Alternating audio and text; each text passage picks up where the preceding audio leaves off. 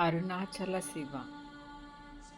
మరణం అనేది నిత్యం మనల్ని అంటిపెట్టుకొని ఉంటుంది. దానికి భయపడకుండా స్వాగతం పలకాలి.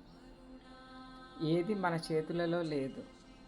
కానీ భగవన్నామం నిత్యం స్మరించగా మరణం అనేది ఒక వేడుక అవుతుంది.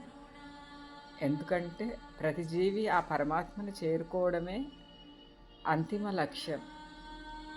జ్ఞాని యొక్క లక్షణం ఈ దేహాన్ని వదలడం. శివోహం శివోహం శివోహం.